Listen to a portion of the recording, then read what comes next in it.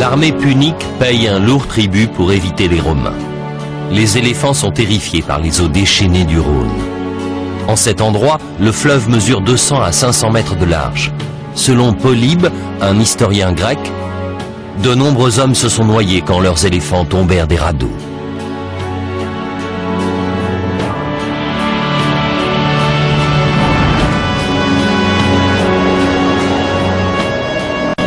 Près de 5 mois ont passé depuis leur départ. Quand ils arrivent au pied des Alpes, c'est déjà l'automne.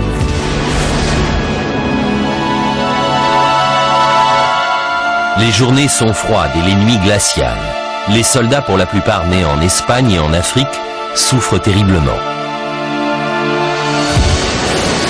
De plus, ils doivent faire face aux attaques de peuplades locales.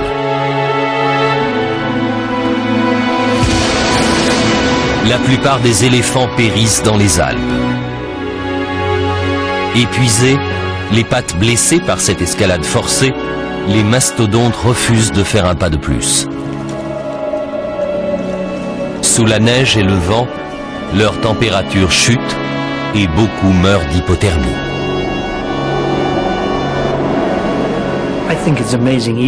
Aujourd'hui encore, on a du mal à imaginer comment une armée entière a pu franchir les Alpes.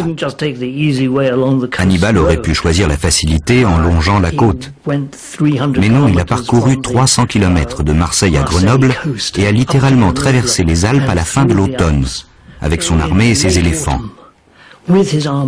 Certes, il avait quelques alliés, mais de nombreuses tribus lui étaient hostiles. Et le voilà qui arrive en Italie du Nord, près de Turin. Les Romains ont dû être éberlués. Jamais ils n'auraient imaginé que cela puisse arriver. L'armée d'Hannibal n'est plus que l'ombre d'elle-même. Des dizaines de milliers d'hommes et des milliers de chevaux ont trouvé la mort dans ce périple. Hannibal est désormais à la tête de 20 000 soldats à moitié morts de faim, de 6 000 cavaliers sur des montures squelettiques et de 2 éléphants. À son arrivée en Italie, Hannibal tient à se reposer après cette marche harassante. Son objectif à court terme est de nouer des alliances dans la région. Il veut montrer aux Romains qu'il est capable de gagner des batailles jusqu'aux portes de leur territoire. À long terme, il souhaite rallier les anciens alliés romains à sa cause jusqu'à ce que la Confédération italienne vole en éclats. Une fois l'équilibre renversé, il espère contraindre Rome à capituler. Au sud, les Romains et leurs alliés rassemblent une armée. Ils disposent d'une réserve de 750 000 hommes, 30 fois plus que l'envahisseur.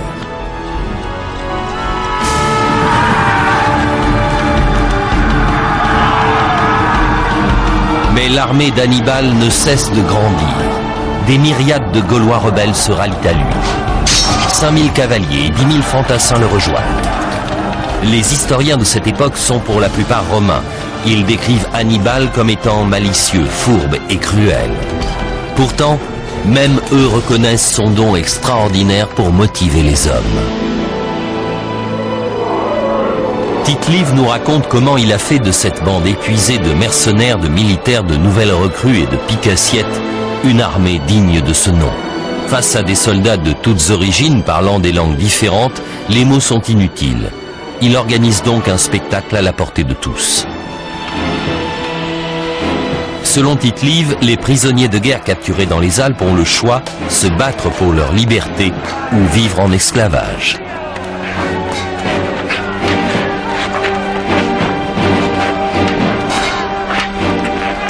Ceux qui choisissent la première solution doivent s'affronter en combat singulier. Le vainqueur reçoit des armes, une armure et un cheval, et il est libre de partir. Le vaincu a droit à un autre genre de libération, la mort.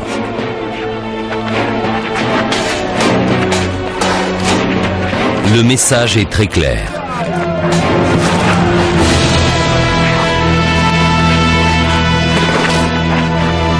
Hannibal fait comprendre à ses hommes que s'ils se battent et triomphent, les richesses de Rome sont à eux.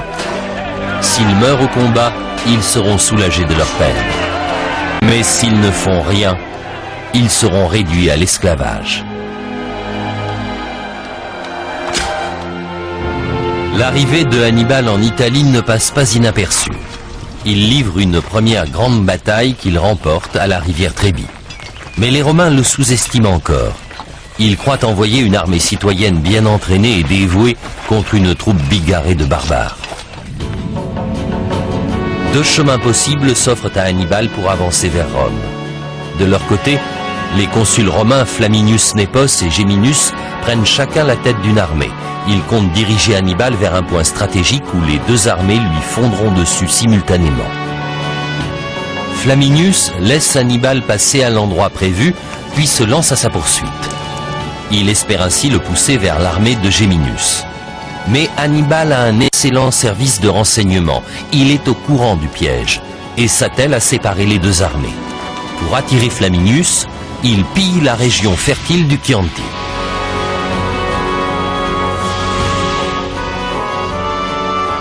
En découvrant le lac Trasimène en Ombrie, Hannibal décide de tendre une embuscade.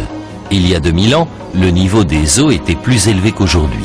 Ce passage étroit, baptisé Malpasso, le mauvais pas, se trouvait à l'époque au bord de l'eau.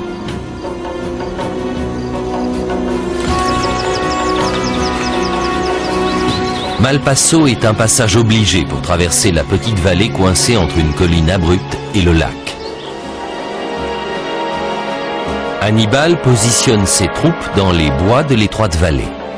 Il envoie ensuite une partie de ses hommes établir un camp sur une colline distante et leur ordonne d'allumer le plus de feu possible à la nuit tombée. Le piège est en place. Quand les Romains aperçoivent les feux, ils pensent que l'armée d'Hannibal tente de fuir.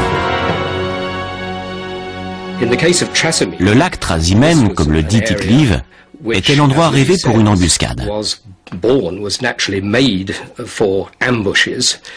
Il était impensable pour Flaminius, à la tête d'une armée de 25 000 hommes, de tomber dans un tel guet-apens. Le général imaginait sûrement qu'Hannibal se jetterait dans la gueule du loup. C'est une embuscade à très grande échelle. Il n'y en a pas d'équivalente dans toute l'histoire militaire.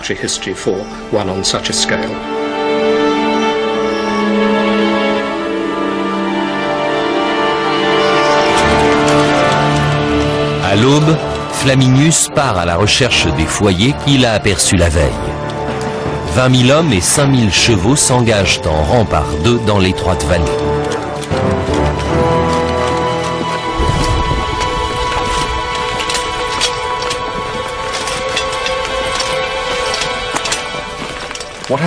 C'est une embuscade dans les règles de l'art. À la tête d'une armée imposante, Flaminius croit poursuivre Hannibal en fuite. Il progresse rapidement le long de la berge pour rattraper l'ennemi et engager le combat. Malheureusement pour lui, Hannibal a intelligemment caché ses hommes le long de la berge. Il a su exploiter le terrain.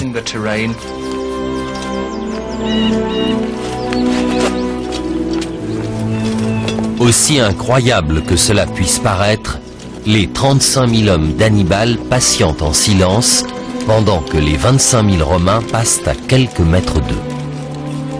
Parmi ces guerriers puniques, des Gaulois dont les familles ont été massacrées 2 ans auparavant par l'armée de Flaminius. Ils avaient hâte de prendre leur revanche.